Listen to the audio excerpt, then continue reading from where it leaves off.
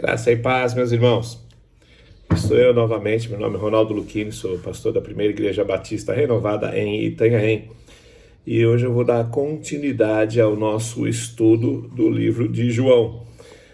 Como os irmãos estão sabendo, na nossa igreja nós estamos fazendo estudo do livro de Evangelho segundo São João. E começamos no dia 1º, lendo o capítulo 1º, dia 2, lendo o capítulo de número 2, e hoje é o dia 8 e nós vamos estudar a respeito do capítulo de número 8. Eu estou dando uma breve pincelada em cima do capítulo para incentivar a leitura de vocês ao livro de João, que é um dos livros mais abençoados da palavra de Deus. E o livro de João começa, o capítulo de número 8, do versículo 1 até o versículo de número 11, falando a respeito da mulher adúltera. Da mulher adúltera. Esse capítulo também fala a respeito de Jesus ser a luz do mundo. Por que fala a respeito de ser a luz do mundo? Porque quando começa com a mulher adúltera, já dá para ver que os seus acusadores estavam em uma densa escuridão moral. Isso, o que acentua-se numa densa escuridão moral? Esses dias nós passamos por uma densidade aqui nebulosa na nossa cidade.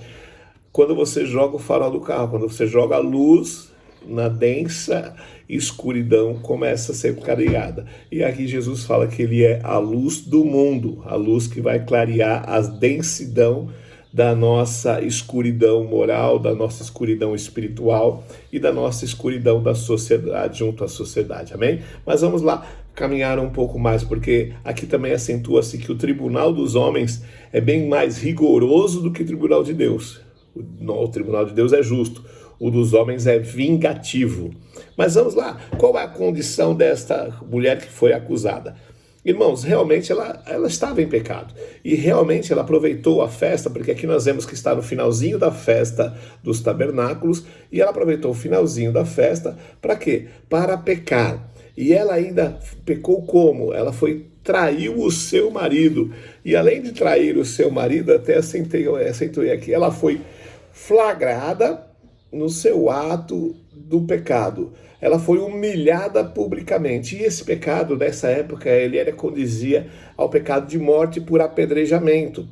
Então, estava tudo correto, entre aspas, pela tradição judaica. Se não fosse o pecado de todos. Porque aqui nós vamos ver o quê? A crueldade também das pessoas que estavam acusando esta mulher. A conduta dos acusadores, ela foi totalmente grosseira, a ponto de pegar a mulher e jogar ela publicamente na frente de todos, e principalmente na frente de Jesus, porque elas queriam pegar Jesus também, Jesus em contradição à lei de Abraão, a lei mosaica. E aqui também nós vemos a conduta hipócrita daqueles que estavam atingindo a Jesus e acusando aquela mulher. Que hipocrisia daqueles homens, porque Jesus, ele demonstra o quê? Ele demonstra que só aquele que está totalmente livre do pecado, ele tem direito a exercer juízo sobre as faltas dos outros.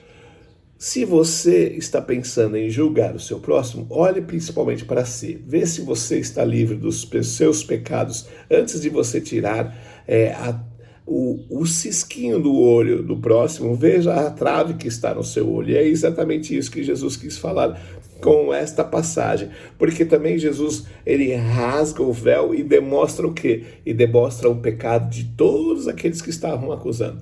Lembre-se disso, quando você for acusar uma pessoa, Jesus pode rasgar o véu da sua vida e mostrar como está a sua vida para aquelas pessoas que você está acusando. Preste muita atenção, isso é muito perigoso. E nessa passagem, exatamente, Jesus faz o quê? Jesus demonstra para esse povo que não há pecado que não tem perdão, mas também, em nome de Cristo Jesus, nós precisamos estar com a vida exatamente na linhagem de Cristo. Para quê? Para sermos salvos e podermos ter uma conduta digna de sermos filhos de Deus. Através da imensa misericórdia que Jesus tem pelas pessoas, ele acaba perdoando as pessoas. As pessoas que vieram para condenar Jesus e condenar a mulher, elas saíram e deixaram a mulher sozinha. E aí Jesus Cristo fala o quê? Essa é a única passagem que pega com Jesus escrevendo. Olha que interessante também. E nas outras passagens, Jesus não escreveu nada. Quem escreveram foram os apóstolos. Somente nessa passagem que Jesus escreve no chão. E os estudos ainda não sabem exatamente o que ele escreveu. Mas quando todos vão embora, Jesus Cristo olha para a mulher e fala: os seus acusadores foram embora. E ela falou: bom, e agora? Só ficou você de homem aqui. E ele fala: eu te perdoo, vá e não peques mais. Isso eu quero passar para você hoje, nessa manhã, nessa tarde, nessa noite, não sei quando você vai ver esse vídeo. Vá e não peques mais, tá bom? Agora vamos lá, do versículo 8 até, versículo 12 até o 59, Jesus começa a explicar que ele é a luz do mundo. A luz do mundo porque, como eu falei no início, as pessoas que estavam acusando aquela mulher, elas estavam em uma densa escuridão. Aí Jesus fala para quê? Ele começa a usar essa situação para chamar a atenção para quê? Para a luz do mundo e para você sair da densidade de pecado onde você se encontra. E ele faz isso com uma afirmação muito gloriosa no versículo de número 12. E ele faz uma promessa: aquele que vier comigo não vai andar em trevas. Olha que coisa linda e que coisa maravilhosa. A importância de nós seguirmos a Jesus é não andarmos mais nas trevas. E aqui também nós vemos o quê? Na ocasião em que as pessoas falam para Jesus que por que eu preciso ser livre se eu nunca fui escravo? E aí Jesus acentua o quê? Acentua que todo aquele que é escravo do pecado é escravo do demônio, é escravo do diabo. O diabo ele veio para matar, roubar e destruir. O diabo é o pai da mentira. E tudo isso se acentua no capítulo 8 do livro de João. Leia esse capítulo, é muito interessante para as nossas vidas e para nós, faz parte da nossa libertação. Irmãos, Jesus, ele é o único ser humano sem nenhum pecado. Todos nós pecamos e todos nós éramos escravos do pecado. E agora nós aceitamos Jesus e ficamos libertos da escravidão do nosso pecado. Mas pastor, eu ainda peco. Sim, ainda nós pecamos.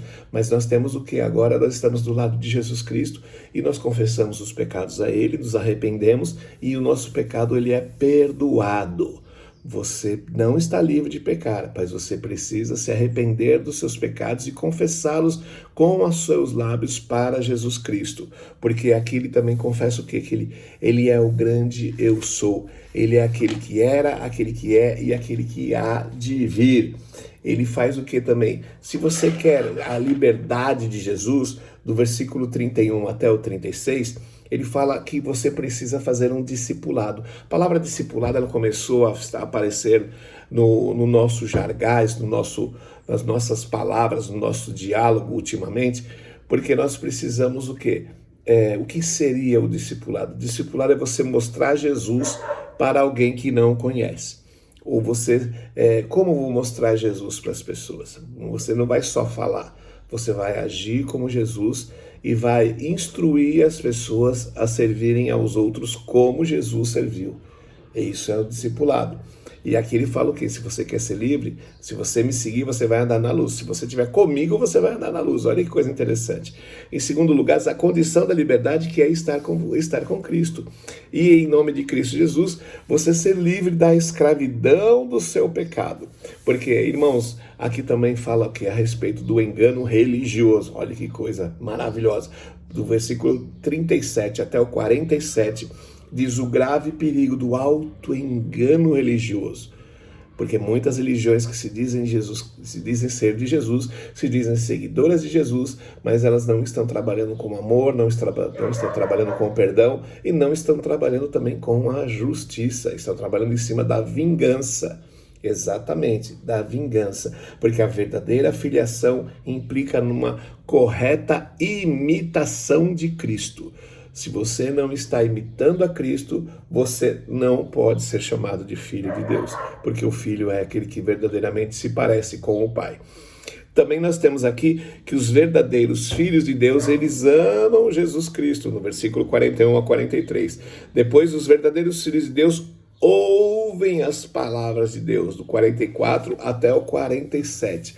Irmãos, e também finalizando tudo, quando nós vemos que Jesus Cristo está falando a respeito de Abraão, as pessoas falam, como você pode ter conhecido Abraão se você não tem 50 anos? Aí nós já vemos o quê? As pessoas agindo de uma forma natural com o ser sobrenatural. Porque o nosso Deus, ele é atemporal, ele não é o tempo que está vivendo hoje. Ele é aquele que foi, aquele que é e aquele que vai vir. Ele é atemporal, não existe um tempo específico para Deus. E assim finaliza com o versículo de número 53. Amém?